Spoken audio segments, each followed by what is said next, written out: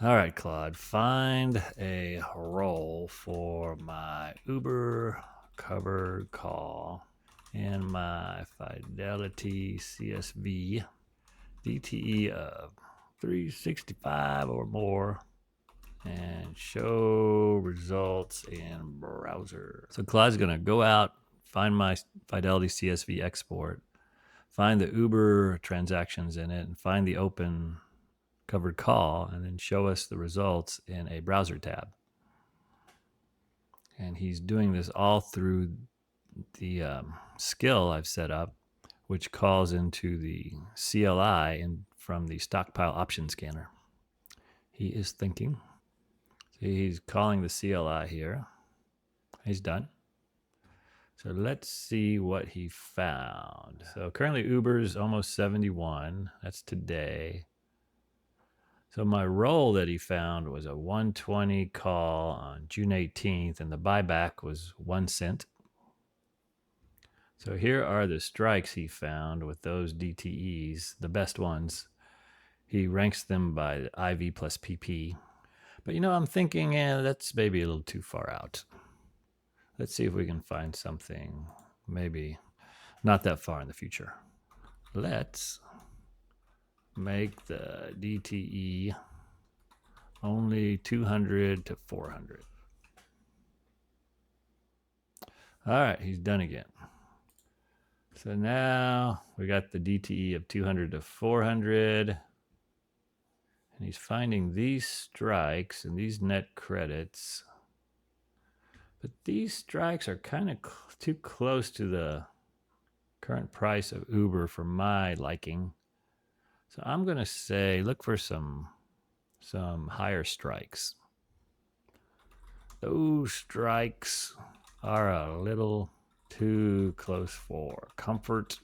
Let's bump those up to 90 or more. So normally I would have dug through the option chain on Fidelity or opened the Stockpile option scanner and set to roll mode and dialed in the filters I wanted, but I think I like this better. I just talked to Claude about what I want and we narrow in on it. All right, so he's done there. So now the strikes are 90 or higher. The DTEs are right. The deltas are all between 18 and 34, and then here's the net credits. So yeah, I kind of like this. This one has the highest relative IV. Yeah, I'd have to think about which one of these I want to do, but this definitely helps me narrow in on the call that I'm looking for. So what do you need to make this happen? You need a Claude subscription, either the Pro plan, $20 a month, that's what I have, or other more expensive plans. And you need the Stockpile open source option scanner, and it's free at GitHub, open source, and it's linked in the description. What if you just had Claude, but not the Stockpile scanner? I asked Claude this, and here's what he said. Very little of the actual execution. The repo provides things that make this work, like the Python scanner and supporting packages. Without that, there's no tool to run. Yahoo Finance and Schwab options chain data, there's no live data without those integrations. Parsing of broker CSV transaction logs, it found my Uber position because the scanner knows those formats. Without that, I'd have to look it up manually. And ClaudeMD and skills, that told Claude how to use the scanner's CLI to run things. So Claude could still do some things without the scanner, like understand what a role is and explain the concept, and ask you the right questions like the ticker, the current strike expiration, roll target, DTE. If you pasted in a broker's option chain, Claude could reason over it manually. But the bottom line, the Stockpile option scanner is doing the heavy lifting, fetching the live data, fitting the IV surface, ranking by IV plus PP, and rendering the HTML report. Claude's the glue between you and the scanner and knows which knobs to turn. There's two paths you could take for getting a Stockpile option scanner AI agent up and running. Path 1, what we just did, Claude Code Easy Mode. You'll need a Claude Pro or Max subscription. Just grab the Stockpile option scanner from GitHub if you don't already have it, and start Claude Code from the Stockpile folder. It knows how to use the scanner, no API key setup, no code to write. This is what I just showed you. Maybe you want to configure the Schwab or the new Mumu data source, but no additional setup beyond normal scanner config. One warning with this path, each message you send to Claude counts against your monthly usage. For occasional scans and a few follow-ups, you'll barely notice. If you're automating dozens of scans per day, you'll burn some usage. And path 2, Claude API. A different path if you want to build your own agent, maybe integrate the scanner results into a larger workflow. You can call the Claude API directly. You'll need API credits and an Anthropic API key. Here you pay per token rather than a flat subscription. Scanner prompts are small, so cost per scan is still low, but it adds up if you're running it at volume. It's more flexible, but more involved and more setup required. I'll probably do another episode on that in the future, but we're sticking to path 1 today. So how does Claude know how to run the scanner? The repo defines a skill. We're looking at the skills file scan.md in the repo at .claude/commands. This is what makes /scan a real command that Claude can invoke. It defines when to trigger the scan command and what arguments to pass through. Take a look at it when you can. It's fairly short and easy to understand. When you open Claude Code in the Stockpile repo directory, it picks up the skill doc automatically. You don't have to tell it anything special. Let's confirm it loaded. Let's ask, is the scan.md skill loaded? All right, looks good. Let's do one more example just for fun.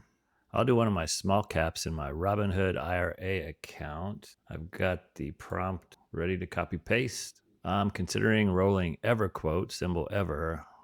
I'm not going to have a lot of good choices for a small cap like this. So let's see what Claude finds. I have an open ever call in my Robinhood IRA CSV. I'd like to roll it to a December expiration.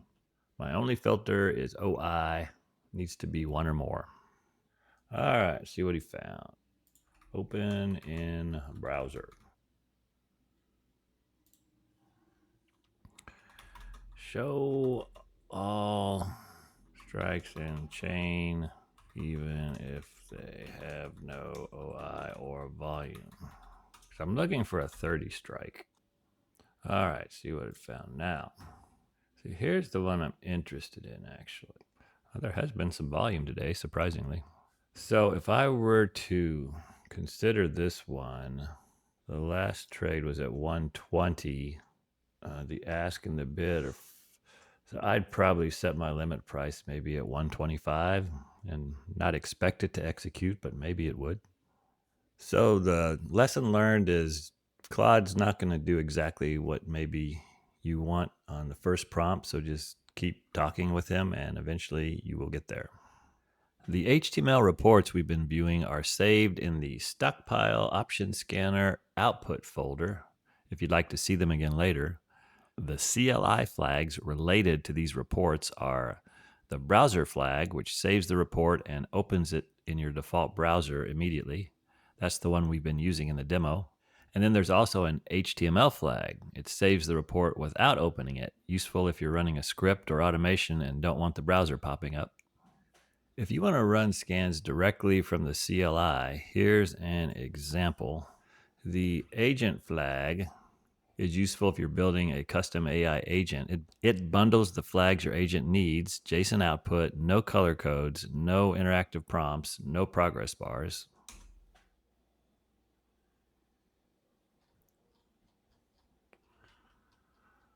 And you could also just run it with no parameters, and it'll give you the help text.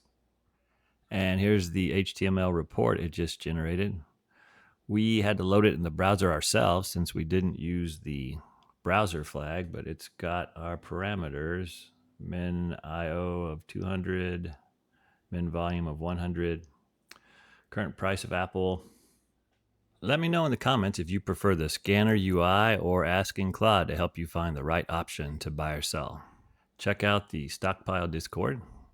Please consider liking and subscribing, and please pause and read this disclaimer. This was not financial advice, and please do your research before acting on anything the scanner surfaces. Finally, a big thank you to Chief Wilson and W. Sandy J. Code for the latest contribution shown here. Links to other scanner episodes should be showing up. Please check them out and drop a comment, and have a profitable day.